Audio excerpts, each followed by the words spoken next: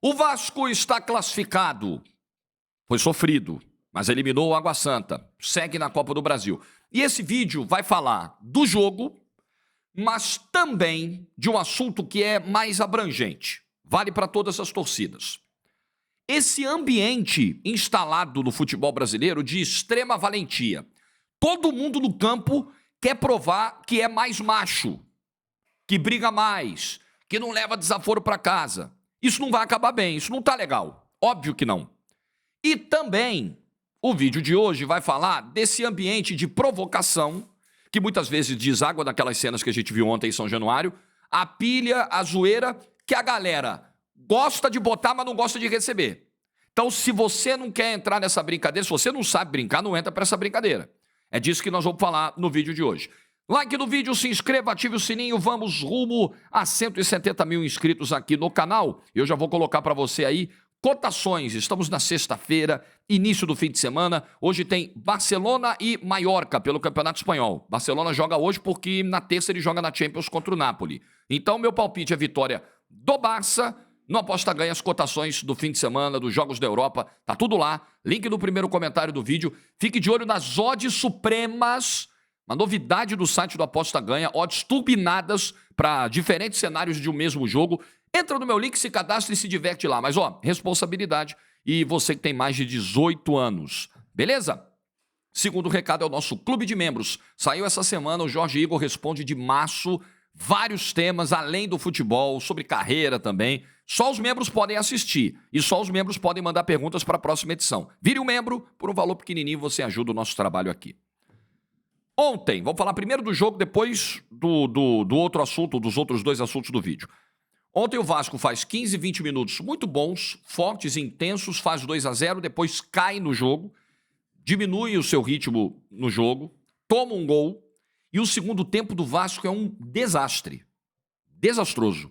Não há nada que se possa tirar, a não ser a força que o time encontrou depois de tomar o terceiro gol aos 42 do segundo tempo, de mandar uma bola na área com o Payet e o Piton fazer o gol de empate, assim, de um time que ainda, depois que tomou o terceiro gol, ainda conservou um nível de força para buscar esse empate, levar para os pênaltis, e aí você tem um goleiro como o Léo Jardim, você tem um chute na trave, enfim, que contribuem para essa classificação dramática, sofrida, mas que não era para ser do jeito que foi. Não era para ter o nível de drama pelo início de jogo que faz o Vasco, não era para terminar daquele jeito. O Vasco simplesmente some no segundo tempo. O Água Santa tem as chances, o domínio, o controle, parece emocionalmente mais estável também no segundo tempo. O Luan Dias faz uma partidaça. Ano passado, o Luan Dias fez um bom Campeonato Paulista e acabou indo parar no Santos. Para azar dele, porque o Santos de 2023 não ia dar futuro para ninguém, né? Ele teve pouco espaço, poucos minutos, não era o momento, não era o jogador certo, nem era o clube certo naquele momento. E ele volta para o Água Santa e mostra que tem qualidade para jogar em outros clubes. Porque o Água Santa a gente sabe que é o time da 4ª divisão do futebol brasileiro. O Luan Dias ontem, não sei se para equipes do porte de um Santos, de um próprio Vasco, mas acho que o Luan Dias é um cara que tem mercado para uma Série B do Campeonato Brasileiro, ou até mesmo para uma Série A. Ontem, partidaça, assim, coisa linda de ver o desempenho do Luan Dias em campo. E um ótimo segundo tempo do Água Santa. Amigo, você encarar São Januário, tomar 2-0 com 15 minutos e virar o jogo para 3-2 aos 42 do segundo tempo e ficar perto da vaga de eliminar um clube que tem investimento estrangeiro, que é uma SAF. Cara, o que fez o Água Santa ontem é digno de aplauso. Aliás, é uma das grandes histórias recentes do futebol brasileiro. Um clube aqui da região do ABC Paulista, de Diadema, com todas as dificuldades, com investimento menor. Mas olha, que campanha fez ano passado e que eliminação honrosa. Caiu de pé o Água Santa ontem dentro de São Januário. Time que esse ano jogou a Copa do Brasil pela primeira vez. Está nos seus primeiros confrontos nacionais da vida, né? Contra a Jacuipense e agora ontem contra o Vasco. Vai jogar uma Série D de Campeonato Brasileiro. Investiu na sua infraestrutura com a instalação das torres de iluminação, podendo ter jogos noturnos. Só que o gramado foi um problema esse ano, consertou a luz, mas o gramado estava ruim, só resistiu ao primeiro jogo do Campeonato Paulista e está tendo que rodar, uma hora joga no Canindé, outra hora joga no Brinco de Ouro, está sem sede nesse momento, sem mando de campo nesse momento, mas investiu na infraestrutura do estádio, investiu em alojamento e centro de treinamento. é um clube para a gente ficar de olho. Está numa região economicamente muito forte, está na grande São Paulo, né? Grande partida ontem. Grande segundo tempo mesmo fez o Água Santa. E a Copa do Brasil, ela com essa coisa do jogo único, ela é um drama, é um desespero para os grandes. O grande recado que fica é o seguinte: você, grandão, do porte de um Vasco, não quer passar esse perrengue? Classifica para a Libertadores, meu velho. Fica entre os 6 do Brasil. Pelo menos uma vaga de pré-Libertadores você tem que arrumar. Porque senão é isso aí. Você chega numa primeira fase, numa segunda fase de Copa do Brasil, é jogo único, o Cruzeiro já foi embora na primeira fase. O Vasco ontem quase foi embora. O Botafogo ano passado quase foi embora. Escapou de ser eliminado na última bola contra o Sergipe, vocês lembram? Então é muito traiçoeiro esse regulamento. Muito. Tá, aliás, está muito difícil entrar na Copa do Brasil, porque se você vacilar no estadual, você nem entra. Vide o Santos agora. Corinthians tem que batalhar para não ficar fora ano que vem. E quando entra desde o início, é isso. Você pega... O Cruzeiro pegou um gramado encharcado na Paraíba, uma situação difícil, um ambiente difícil, um time em remontagem, um técnico novo, um jogo só, meu amigo, tomou 2 cocos e foi embora. Não dá tempo de respirar. Então, conselho para todo mundo, é porque só tem, não é todo mundo que vai para pré-Libertadores, só tem 5, 6 vagas. Para Libertadores, para pré, tentem isso, busquem isso, evitar esse perrengue de primeira e de segunda fase de Copa do Brasil. É um desespero. Ontem foi um desespero em São Januário, mas prevaleceu a capacidade do Vasco, prevaleceu a qualidade técnica do Payet na cobrança da falta, o Payet que não vinha fazendo um bom jogo, inclusive erra o passe que dá origem ao terceiro gol do Água Santa, prevaleceu o senso de colocação do Piton, que está vivendo um ótimo momento, talvez o melhor momento do Piton na carreira. Enfim, prevaleceu ali a grandeza do Vasco, a qualidade do Vasco, o investimento, mas foi por isso aqui, porque a Copa do Brasil te coloca nesse tipo de situação, de fio na navalha, de um negocinho você pode ficar fora. E quase o Vasco ficou fora ontem, mas conseguiu a classificação e é o que importa, seguir na Copa do Brasil. Aí nós tivemos um jogo, principalmente ali no segundo tempo, onde o futebol foi começando a ficar de lado e foi virando guerra. Tem quem goste, tá? Tem quem goste. Eu acho, e falei do vídeo da segunda-feira pós-Choque Rei, que conservar um nível de tensão entre os jogos é bom para o produto. Você precisa ter aquele desejo de vencer o seu adversário de qualquer forma. Você precisa ter aquela coisa que te mova. Não, para esse aqui eu não posso perder. É importante. Rivalidade é o que atrai a audiência, é o que faz você ir para o estádio. Daquele ali eu quero ganhar, daquele ali é especial. É o que motiva o cara que está no vestiário, o jogador. Pô, esse jogo aqui é grande. Por quê? Porque tem a rivalidade. Isso não pode se perder. Agora, tudo tem a medida certa na vida. Não pode chegar ao ponto de extrapolação de todo mundo querer bater em todo mundo querer dar na cara de todo mundo querer botar o dedo na cara. Porque é o seguinte, a arbitragem ontem, o árbitro deu... Eu tenho parado muito para pensar sobre esse aspecto humano da arbitragem, sabe? E vocês sabem que eu sou um crítico ferrenho da arbitragem brasileira. Eu acho ela muito mal preparada. Muito mal. Aliás, só um parêntese. Eu ainda não fiz vídeo sobre isso, mas talvez amanhã eu faça. Mas eu tomei conhecimento hoje sobre as falas do John Textor, sobre a possibilidade, John Textor, o dono do Botafogo, a possibilidade de eclodir nos próximos dias um grande esquema, uma grande bomba envolvendo árbitros e supostas manifestações de desejo de recebimento de suborno, de propina, algo muito sério que o John Textor soltou num bate-papo com jornalistas e eu vou me inteirar mais a respeito e talvez amanhã saia um vídeo sobre isso.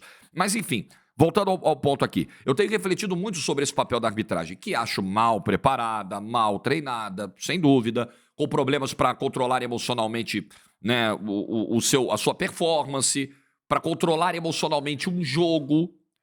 Pô, você mostrar 17 cartões amarelos e 3 vermelhos, claramente tem duas coisas aí, né? Ou você foi muito zeloso na aplicação desses cartões, muito exigente, né? Tentou usar essa aplicação excessiva de cartões como uma ferramenta de controle do jogo e isso só piora Na Supercopa do Brasil, acho que foi o Braulio o árbitro. Foi a mesma coisa. Era um cartão a cada trombada, um cartão a cada lance. Isso não controla jogo. Pelo contrário, isso vai enervando todo mundo. Porra, tu não pode encostar que é falta, não pode encostar que é cartão, não pode falar que é cartão. Isso vai deixando a coisa em ebulição constante. Não é assim que você controla o jogo. Também, você não vai controlar jogo deixando a porrada comendo, não dando cartão pra ninguém, não. Porque senão eu vou acabar expulsando alguém, vai descambar. É a medida certa das coisas. E ontem essa medida não foi encontrada pela arbitragem. Porém, quando eu digo que eu tenho parado muito para refletir sobre o papel dos árbitros, o aspecto humano e a falta de contribuição de jogadores e treinadores, aí vai chegar no meu raciocínio de agora. Eu vendo o jogo ontem, eu falava, cara, vamos por um momento, a gente vai tentar se colocar no lugar do árbitro aqui por algum momento. Vamos fazer esse exercício. Eu fiz ontem, vendo o jogo. É muito difícil você também tentar controlar um jogo onde ninguém está interessado em jogar futebol. No segundo tempo, a impressão que me deu em vários momentos é que ninguém estava afim de jogar bola mais. O pessoal estava afim de briga, afim de guerra. Os caras estão afim de porrada. Então, como que você vai vendo a valentia, a macheza aflorar ali, o cara dá pontapé, o cara... Como é que você não vai aplicar o cartão também? Porque aí você tem que olhar o que, né? Obedecer o que a regra diz. Então, talvez o jogo de ontem, 17 amarelos e 3 vermelhos, tenham sido um excesso? Talvez não. Talvez o comportamento de Vasco e Água Santa tenha obrigado o árbitro a subir 20 vezes o braço para mostrar cartão. Sabe? Eu acho que tem um pouco das duas coisas. Eu acho que o jogador de futebol ele é muito bom em reclamar da arbitragem e é péssimo em contribuir para que ela melhore. Porque o jogador faz o seu papel também. Vamos aplicar vamos fazer uma comparação aqui, boba, mas só para dar um pouquinho da medida. Leva para a vida em sociedade. Se todo cidadão resolver delinquir, não tem polícia para dar conta. Não tem efetivo para dar conta. Ainda bem que a grande parte, a maior parte da sociedade vive dentro das leis. Respeita, em alguma medida, o espaço do próximo, sabe? Se todo mundo resolver cometer crime, não tem polícia para prender, nem tem cadeia para colocar. Se todo jogador de futebol resolver partir pra porradaria o jogo todo, reclamar o jogo todo, dar pontapé o jogo todo, botar dedo na cara o jogo todo, não tem árbitro que aguente. É um cara tentando controlar 22.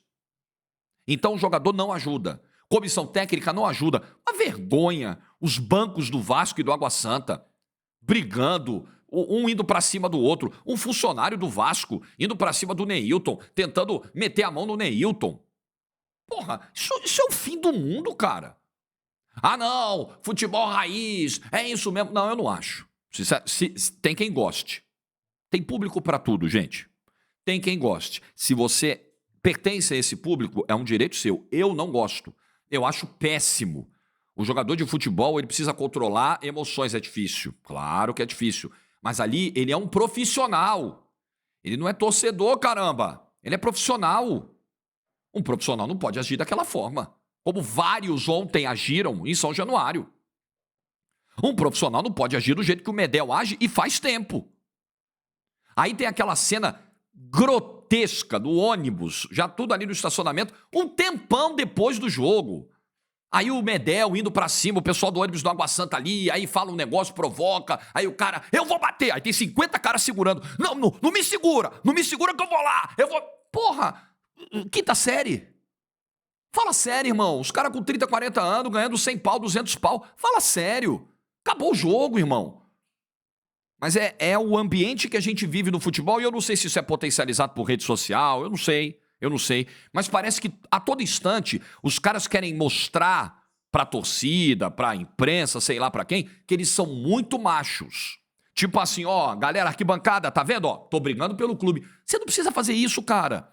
Você quer honrar o teu salário e a tua torcida que tá lá te aplaudindo? Ganha o jogo. Se mata do jogo, corre atrás, dá carrinho, se aprimora no dia a dia dos treinamentos, descansa. É isso, cara. Ninguém é pago ali pra brigar. Essa porra não é UFC, cara. Então, tá muito ruim esse ambiente. Tá péssimo. E ele tá cada vez mais presente no futebol. É preciso alguém dar um basta nisso. E acho que treinadores, como líderes, como exemplos... São os caras que precisam controlar isso. Todos. Eu acho que esse é um compromisso, claro, do jogador olhar pra si próprio e falar, pô, esse meu comportamento não tá legal, né? Eu não sou pago pra isso, eu sou pago pra jogar, não sou pago pra brigar. E, principalmente, treinadores. É preciso ter um tipo de de conversa, falar, galera, não é que a temperatura do jogo nunca vá subir. Sobe, rola uma provocaçãozinha, normal, gente. Futebol é isso aí. Agora tá extrapolando demais. Tá indo pra níveis... E aí vocês acham que não tem reflexo na arquibancada? Eu sempre digo. O vagabundo, o delinquente, o bandido, o marginal, ele não precisa de outros estímulos pra ser o que ele é. Ele vai ser sempre. Agora, quando você dá o motivo, fica mais fácil. A ocasião faz o ladrão. Já ouviram esse ditado? Sua avó deve ter repetido isso pra você, sua mãe, seu pai. A ocasião faz o ladrão. Então o cara já tá ali, naquele espírito, né? O cara já tem o vandalismo dentro dele, a delinquência dentro dele. E ele usa o estádio de futebol para extravasar. Acontece alguma coisa no campo, ele acha que aquilo é um motivo para ser o que ele é. Começaram a tirar um monte de objeto ontem para dentro do campo. Algo que pode prejudicar o Vasco. Por quê? Porque se instaurou uma quase batalha campal nas 4 linhas. Aí o cara que tá na arquibancada se acha do direito, é isso mesmo. Galera, baixar a temperatura. E outra coisa, as provocações de rede social. Eu queria falar sobre isso. Ontem nem foi o caso. Não existe uma rivalidade entre Vasco e Água Santa, não existiu nada prévio, enfim. Mas ainda está repercutindo muito aqui em São Paulo o Choque Rei do domingo e tudo o que aconteceu no Choque Rei. Entre as coisas que houve lá, está repercutindo a história do telão. Primeiro era uma faixa do São Paulo provocando o Palmeiras, a torcida, fazendo ali uma provocação com 17-5, o número de classificações do São Paulo para cima do Palmeiras em confrontos eliminatórios. Aí a PM não deixou essa faixa ser colocada, o que eu acho um absurdo. Ali havia alguma incitação a crime, violência. Cara, é uma faixa, ok. Aí o São Paulo foi lá e colocou no seu telão, no telão do Morumbis, o 17-5. E aí começou um debate, isso é provocação, isso não pode, isso é um absurdo. A presidente do Palmeiras deu uma entrevista na segunda-feira, eu vi aqui no Globo Esporte, aqui de São Paulo, falando, então, provocaram a gente, aquele jeitinho dela de falar, provocaram a gente no telão e tal, aquele sotaque carioca dela. Então, mas o Palmeiras também já provocou. A galera precisa entender o seguinte, quer entrar na brincadeira? Esteja pronto. Se você não vai saber brincar, jogar esse jogo, não joga. Quer provocar? Beleza. A roda do futebol tá girando constantemente, amigo. Você vai ser eliminado depois pro mesmo time que você zoou. Pode passar 1 ano, 1 mês, 2 anos, 3 meses. Vai acontecer. E aí você vai tomar a zoeira de volta. E como você vai lidar quando tomar a zoeira de volta? Vai saber ficar na sua, se recolher, beleza. Agora eu perdi. Agora foi a vez da banca. Me ferrei. Vai ficar na sua? Ou vai ficar no... mas não pode, contra mim. Veja, provocação, que absurdo. Você vai querer ir lá dar porrada em todo mundo? Porque o cara foi lá e... Olha a celeuma que foi o Luciano quando comemorou a bandeirinha de escanteio, no chute lá. O inferno que vira. A galera precisa entender. Mas aí, se algum dia alguém chegar no Morumbi e chutar a bandeirinha de escanteio, o Luciano não vai poder chegar lá e botar dedo na cara de ninguém, não. Então a galera precisa entender que jogo quer jogar. Eu, pra minha vida, eu não represento nenhuma instituição, então eu falo só como pessoa física, eu adotei esse princípio pra minha vida. Eu, nos meus tempos mais fanáticos de torcedor, eu adorava zoar, me ferrava. Porque aí eu ia ser zoado e eu não aceitava. Pegava pilhinha. Falei, galera, eu não sei jogar esse jogo, então a partir de hoje eu não jogo mais. Eu não jogo mais esse jogo, acabou. Reconheça se você tem força mental para lidar com isso ou se você não tem. Eu, particularmente, não tenho. Então, eu não sacaneio. Eu fico na minha. Beleza. Tem grupo de família, tem amigos. Meus melhores amigos torcem para rivais, aquela coisa. Não tem zoeira, amigo. A gente fala sobre o jogo, assiste o jogo, fala de futebol, fala um negócio. Mas eu sei o limite que eu posso ir. Então, as instituições e os profissionais do futebol precisam saber que limite eles podem avançar ou não. Se eles estão prontos para isso ou não. Porque senão não adianta, ficar feio. Você zoar e não aceitar pegar pilha, fica feio. E você receber uma zoeira e achar que vai ter que responder com porrada dentro de campo, e aí é o que me preocupa para exemplo de arquibancada. Porque, infelizmente, o vândalo que está infiltrado na arquibancada, ele pega isso como desculpa para ser o que ele é. Porque você tem um ambiente de leis frouxas, não é verdade? Você tem. Você tem a dificuldade de um aparato policial conter 40, 50 mil pessoas, uma multidão, o cara se aproveita disso. pega muitas vezes um rival ali no que se chama de covardia, de forma inesperada, até fora do ambiente de futebol, até fora dos limites territoriais de um estádio. E às vezes o cara quer se aproveitar só de um gatilhozinho, só de uma desculpinha. Ah, quer dizer que o São Paulo tá zoando com 17-5, da próxima vez que eles vierem aqui a gente vai... Porra, não. Então, a galera que tá no ambiente do futebol precisa ser mais madura, responsável. É por isso que eu digo, e tem gente que não entende. Porra, quer dizer que o Jorge reclama porque o presidente do São Paulo estava esbravejando depois do jogo. Ele tem que defender o clube, os interesses do clube. Como assim? Ele vai ficar calado? Não, ele não vai ficar calado, ele tem que falar. O São Paulo foi prejudicado domingo, por exemplo. Ele tem que falar, mas ele tem que falar da forma correta, obedecendo à liturgia do cargo que ele ocupa. Ele não é o líder da Independente da Dragões. Ele é o presidente do São Paulo. Ele não pode chegar depois do jogo esbaforido, porque foi uma vergonha, uma mancha. Ele tem que fazer isso institucionalmente, com elegância, com o que se exige de um presidente. Com firmeza, com contundência, com argumentos, mas com a postura de um mandatário. Ele é um mandatário do São Paulo. Gente, olha o tamanho da instituição que ele representa. É o São Paulo, cara. É um dos maiores clubes do mundo. Não dá pra ser o que foi no domingo o presidente do Palmeiras, o presidente do São Paulo. Aí na segunda-feira vai a presidente do Palmeiras, que merece muitas críticas aqui, já recebeu várias aqui. No conteúdo do que ela falou na segunda-feira, acabei de fazer uma crítica, agora ela foi na segunda-feira, convocou a imprensa, cabeça fria, com elegância. Eu acho que é isso que a gente deve esperar dos presidentes. Vamos discordar muito do mérito. Falou um monte de coisa ali que eu não concordo, um monte. Mas fez da forma e conteúdo. As duas coisas precisam existir. Principalmente de quem está em cima. Quem manda tem que dar exemplo. Quem assina o cheque, contrata e toma decisões pelo clube não pode fazer o que fez o presidente do São Paulo no domingo. Não pode ser daquele tom. Não estou tirando o conteúdo, estou falando do tom. E quem comanda time na beira do campo não pode ficar discutindo com outro técnico e batendo boca. Outro dia, pra você ver como esse clima tá tão pesado no futebol, eu narrei um jogo do Sub-20.